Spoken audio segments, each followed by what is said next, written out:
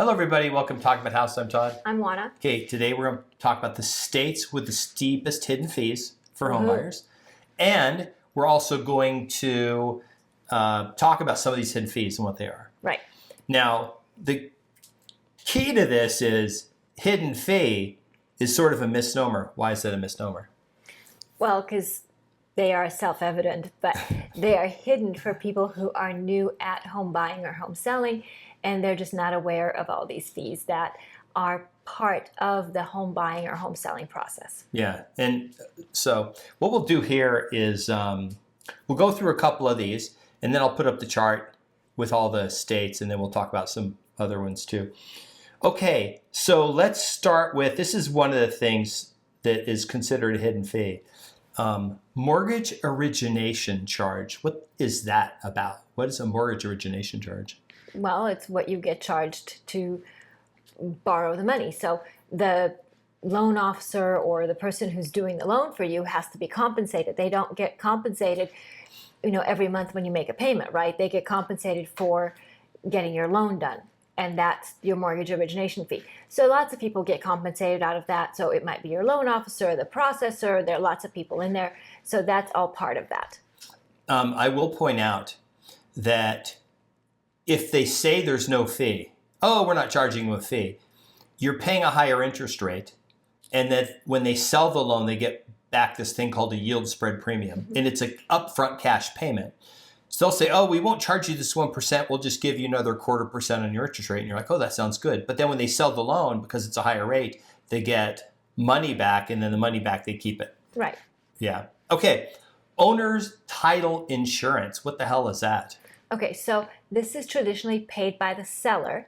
And that's where the seller ensures that they've got equitable title to then sell the property to you.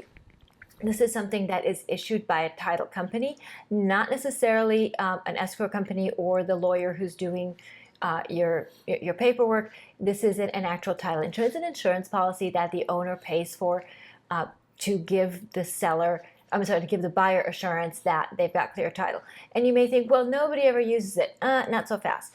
It does happen actually more often than you think that there's something wrong with the title, and then the title insurance kicks in.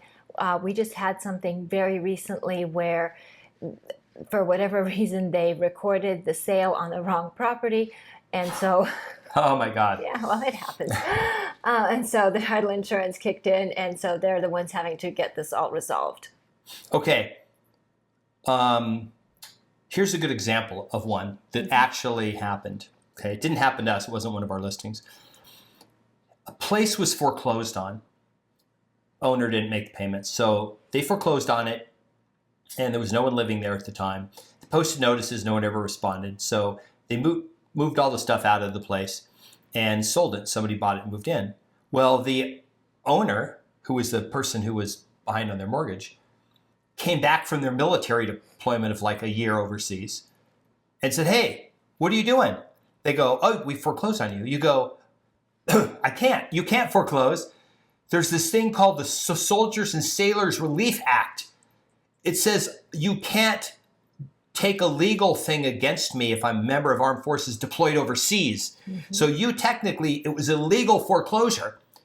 It's still my house. Mm-hmm. You have to give me the house back." And the problem is somebody else had paid a bank. So the bank got their money. Mm-hmm. A person lost their money. So does that mean the person, let's just say it was a $300,000 house. Does that mean that the person who paid $300,000 is just told, "Sorry, it was a mistake. We're giving him back the house, and you have to go to the bank and figure out how to get your money back"? No. Title insurance. What's one of the things title insurance could potentially cover, right, is a wrongful transfer of a property or transfer of the wrong property or something. Right. The other thing is here in Southern Nevada, we have these conservation easements where you give up your right to have a pool and have a lawn and that sort of thing in exchange for money from the county, and you put in rock or artificial landscaping, whatever. And that's a conservation easement. That means that it runs with the land, so that when you sell the property, the next person can't put in a pool or a lawn or anything like that. So those are supposed to be recorded, and again, title insurance is supposed to cover that. We had a purchaser who purchased a property, and it wasn't recorded, or at least it didn't show up on the preliminary title report. And so then that became a problem after they closed because they wanted to put in a pool. And so then title insurance kicked in, and at the time, this was a few years ago, so at the time, title insurance actually had to buy back those rights so this buyer could put in a pool. Now, currently, those rights are not able to be bought back, so that becomes a much bigger deal. It cost the title company, I think, like $10,000 to buy back the rights. So it wasn't that hideous. But if that happened today, those rights cannot be bought back. So it becomes a big deal. Okay, here's a chart of the unexpected costs by state. Of course, we did not make the chart. This was part of the article that came from National Association of Realtors. And of course, it looks kind of like the U.S. So the red is higher. Hawaii was the highest, about 18 grand of an average purchase, median price property. And then West Virginia was the least, 5,000. But here's the problem. It says median price properties. That meant median in that state. In that market. So, yes, it's more in dollar amount. They didn't do this by percentage. They did it by total dollar amount. So, yeah, there are more fees in state like California because, if you transfer your house and you pay some kind of transfer tax or Mello-Roos tax or something. Right. So California is a really good one to talk about because California has all these wonderful taxes. So they have a property transfer tax that's at the state level, then they have it at the city level, then they have all kinds of other taxes. Remember, if you're in Los Angeles, then they have that millionaire tax on your property of anything over $5 million. So there are all kinds of different taxes that people just may not be aware of until you get to the settlement table and you see your settlement statement. You're going, whoa, I thought I was going to be getting X, but now I'm getting X minus all this. I didn't know that. So it is important when you go to sell a home that you understand what that settlement state might look like. And same thing when you're buying. Now, when you're buying, it's a little bit easier because if you've got a loan, the lender has to, within 3 days of your application, give you something that we used to call a good faith estimate, but that's basically what it is. It's an estimate of what your fees are going to be, what your payments are going to be, and all that, so that you understand what you're getting into before you proceed. But so those are good things to understand. Other fees that people may not be aware of is things like escrow fees, which depending on if you're an escrow state or an attorney state, those might differ. You might still have escrow fees even if you're working with an attorney. If you're working with an attorney, you're going to have the attorney's fees too. Of course, you've got realtor fees. If you're the buyer and you're paying your own agent, you're going to have to pay for that. If you're the seller, you're paying your agent. You might be paying the other agent as well, so you're going to be paying for those. You're going to have things like recording fees, reconveyance fees, notary fees. There are all kinds of wonderful fees, and some are nominal, some are a little more exciting. So it depends on what the fees are. If you're a buyer, you might have to pay for a home inspection, a pest inspection, an appraisal. All those are paid for. If you're a seller, you might have to pay for HOA resale package, HOA demand, a final inspection. If you're a buyer, you might have to pay for a capital contribution. When you join the HOA, you might have to pay a setup fee, all kinds of HOA fees. HOAs are lovely creations that are full of fees, and you can't escape them. Yeah. What about the appraisal fee? Let's talk about that. Okay. Who generally pays that? So the appraisal fee is paid by the buyer because it is for the benefit of the buyer, because the buyer is the one paying for it. There is a title insurance that the buyer also pays for. It's called a lender's title policy, which is different than the owner's title policy. And the lender's title policy, again, is paid by the buyer because it is for the benefit of their lender because they're the ones borrowing money. So here's the thing. Here's the scenario here. You go buy a house 100% loan, and it turns out that your land was actually part of an Indian reservation, but they when they drew the lines, maybe they excluded your property, but the Indian reservation sub says, hey, we own that land. That's our land. We're taking over the house. So they show up and they take over the property. Okay.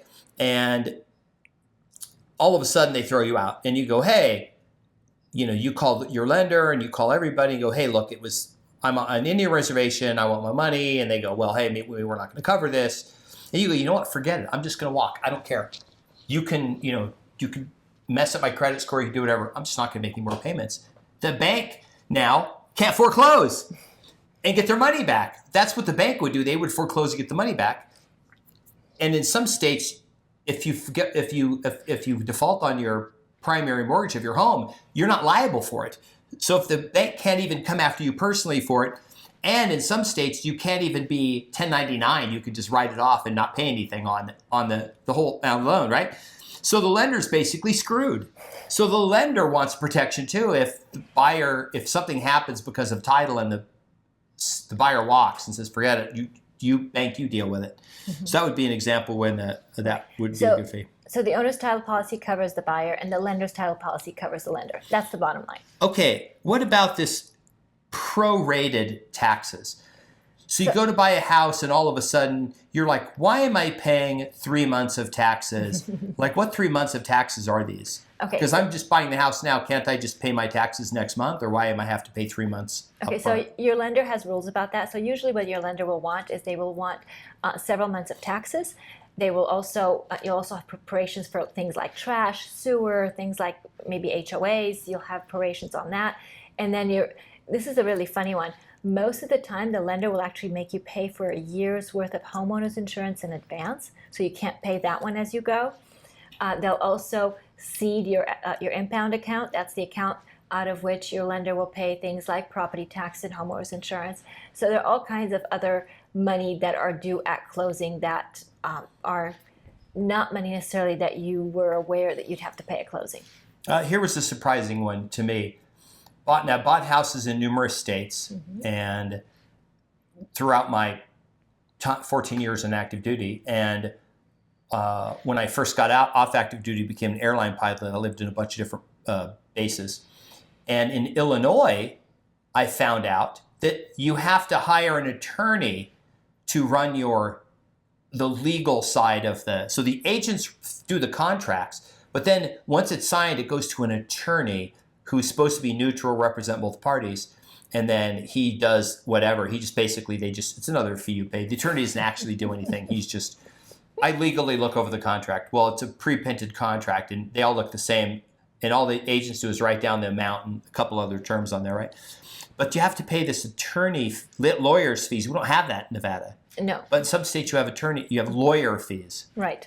Would you say that's a kind of a hidden fee? Because it shocked me when I was like, what's this? What do you mean I got to pay? And I actually had to meet with him and for like 5 minutes. And he just went over the thing and said, okay, yeah, everything was good. And I think it was a lot of money. It was like $300, but he didn't really do anything. So all kinds of different fees depending on where you are. If you have any questions about your fees, please refer to your lender if you're borrowing money. Refer to your real estate agent because they would know. If you're purchasing a property, one of the best things that you can do is you can have your real estate agent ask your escrow company to give you an estimated settlement statement. That's good if you're selling or if you're buying. If you're buying, and you're borrowing money, then your lender will give you something like that. If you're selling, then you can get that from the escrow company because they're really very good about that. They won't have things that they don't know about. So for example, if you have a loan, they won't know what that payoff is unless you give it to them. But all the other fees will give you an idea of what you can expect. It won't be particularly accurate, but it'll be enough to give you an idea. The other thing you can do is ask your agent, say, hey, can I get you to get one of the title or escrow people to give me an estimated HUD, because there are things they just automatically put on there. And then this gives you time to go, what's the recording fee? What is the wire transfer fee? What is the banana fee? Like, what is that fee? And why is it, what's this transfer tax? And where does it go? And why, like, am I paying it or why are we splitting it or what's the deal? Like, HOA fees, why are they my fee? They'll tell you because some of these are in law who have to be on your side. And then depending on what kind of loan program you get, like there's some rules about especially VA loans. There's some fees you cannot pay. Right. However, you didn't used to be able to pay real estate commissions of any kind with a VA, but guess what they just changed? They changed that they're allowing that. The VA has actually come a long way. Right now, the VA is basically the same as a conventional loan. I'm not aware of anything that is out of the ordinary that you can't pay. Yeah. So some things to kind of consider. For example, in Nevada, a real property transfer tax is $5.10 per $1,000, and it is traditionally a seller fee. However, it is negotiable.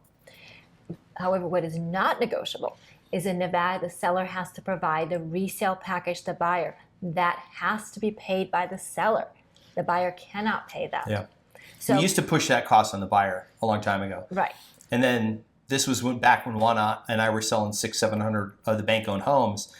And this was in the middle of this when they said we had to do it. So we literally, out of our pocket, had to buy it, give it to the buyer, and then we had to submit to the escrow company, hey, we paid this, and then they would give us a check as a reimbursement. Right. So the way it works now is either escrow or your agent will order the resale package, and then they'll send you, the resale package company will send you a link, and you can submit payment that way, and then the buyer will get the resale package. So things have changed a bit. I hope that this is helpful. Are there any other fees that you want to talk about? There's one last thing I want to talk about. There are technically, in real estate, there's no junk fees or hidden fees allowed. Correct. You are not allowed by, I think TRID is the document, but it's this thing the federal government came out with that said you can't charge a junk fee. So here's an example. You're a lender and you order the appraisal. And the appraisal, let's say you have an appraiser, you get a discount because you're a big lender, and the appraisal is only $250, and they do a ton of appraisals for your company. So you couldn't charge $350 for the appraisal, but then only pay a $250 to the appraisal company and pocket the extra $100. You can't charge any more than something that costs. You can't make up fees. So it has to be the actual cost. So if an HOA, if the actual cost is $280 for the HOA, it's $280 is all they can charge you. They can't make up a fee other than what's stated that they charge for something. They can't just add fees in.